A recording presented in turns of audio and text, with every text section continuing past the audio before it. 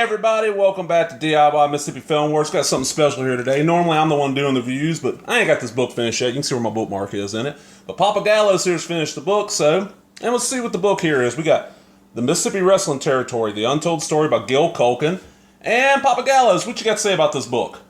Well, I hadn't done this before, so it might take me a minute, but this book happens to be a very favorite book of mine already. It was so interesting that when I got started, it was a little bit bored at first, but after I read for a while, it brought back all the old memories and things that's gone on for the last 50 years. Because I started watching wrestling in 1965 with my mom and dad and my fiance. And y'all used to go to what, Gulfport, right? Gulfport Memorial, Gulfport Armory, Gulf Armory. Yeah, the National Guard Armory. National Guard Armory. And who were some of the people you saw down there?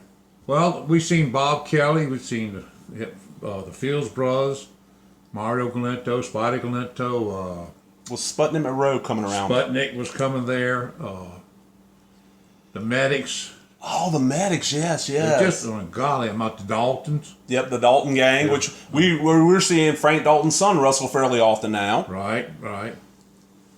What really brought back good memories is now me and my son are getting together, and I'm becoming a wrestling fan again, where I quit going to wrestling because I got married to my sweetheart and spent 50-something years married to her, and we're still married, making a living, a household, and everything else. I didn't have time for that. Now that I'm retired and everything, and my son, I know how he enjoys wrestling. It's two things that me and him can do together, and I'm really getting back into it. There's a lot of difference between the wrestlers today and what the wrestler was back then. And what are some of those differences, sir? Well, back then, it wasn't a bunch of muscle-bound, flying through the air, leaping, jumping over ropes, landing out in the crowd and all like that. It was just a bunch of average-looking men, most of them just average-looking men, but tough as nails, and they would fight their asses off to please everybody in that stadium or wherever they was having a show at. Right. And now they do a lot of fighting outside the ring. Right. The only fighting I seen out of the ring back then is when they was fighting their way back to the dressing room because the crowd was getting on them, because they was some pretty violent people for some reason back then doing the wrestling. And that's one of the stories they tell in this book about the time Bobby Jaggers got stabbed coming out of the ring. Yeah. Did you ever see anybody get attacked coming out of the ring? Well, that not actually. Yes, I've seen them go all the way to the dressing room with them and trying to keep them off of them.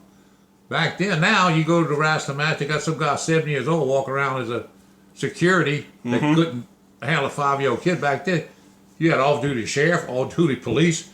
I mean, you had 4 or 5 of them to control the people, the crowd, and everything, because it was a pretty rowdy deal back then. Would you say the crowds now are not as rowdy? Not near as rowdy, no. Besides the guy with the pocket knife in his back pocket that we saw. Yeah, I did see that. I knew some guy that really raising Cain.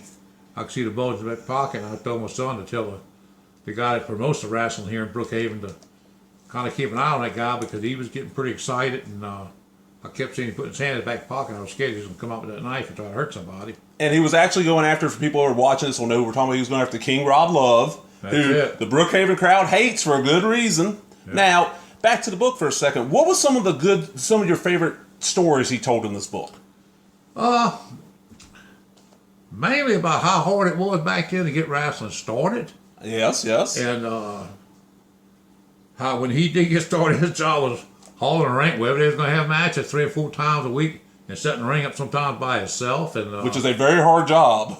And one of the funny things that really struck me as being funny was they were going down the road going, I think, to maybe Gulfport, maybe, I'm not sure, Biloxi, but anyway, he threw a cigarette out the window and didn't really notice, but it got back then in the rain trailer of hauling the ring in and set the doggone ring on fire. They finally seen the smoke stop. They had to drag the pad and the mat and everything down to a little creek down on the hill, down underneath the hill, and put it out. They couldn't, no way to tow it up water, so when they got to the places up, the mat was wet and it smelled like smoke and everything else. I just finished that part this morning. That was a great story. Everybody was hollering, what in the world that smell, you know? Now, talking about the old wrestling, like back in Gulfport and all that, was it big crowds like we're seeing now? Like here in Brookhaven, we see 300 to 400. Was it that many or was it more?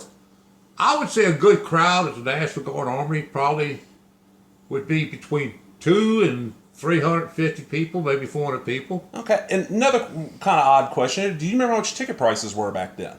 No, it's been so long. Because, you know, in the book they mentioned tickets were really cheap back in the day. Nowadays it's $10, you know, but... I'm saying it was probably maybe $2 a person. Okay, I figured it's fairly cheap because I know you and Grandma and Grandpa and Mom would go, so I figured it couldn't be too expensive, you know. No, it wasn't. And my daddy was one of the type that would get very, very excited over the wrestling matches, so I had to come watch him a lot, you know, but... He never did hit the ring, though, Oh, huh? no. He knew better than that, but he'd stand and holler, you know. Would he get as excited as Grandma did? Because I never got to go to wrestling with Grandpa or that I remember of, but I went with Grandma quite a few times, and she would get into it. Yeah, she'd get pretty excited, too, and they both would.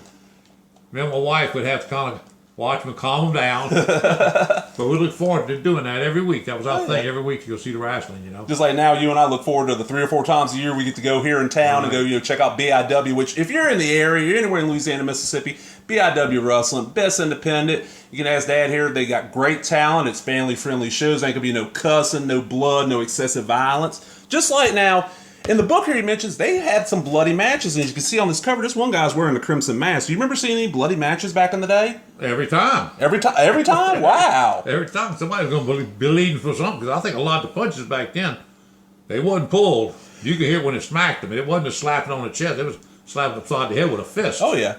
And they always say in wrestling, the color red makes green. Well, one thing about the book that really impressed me was here's a man that had no training as a writer or anything. Right. He done such a fantastic job in the words he chose to use and everything and the description of stuff that it was constantly bring me back to 1965, and I could see the matches going on. I could see the wrestlers talking about and everything. He done a fantastic job. He could create that theater of the mind. That's a good writer. The book was so interesting. Normally, I'll read a book maybe hour and a half to 2 hours, and I'll put it down to the table. When I got started on this book, I didn't stop till I finished it. It took me 6 hours to read the book. And I'd be laughing over there, and my wife said, "What are you laughing at?" I said, "There's just something in the book." But it was a fantastic book, and I'm looking very forward to him writing another one. I'll sure buy another one of his books. I agree. Well, we'll go ahead and wrap this up because I know you're a busy man, but I want to thank Miss Kelly for hooking us up with a copy of the book.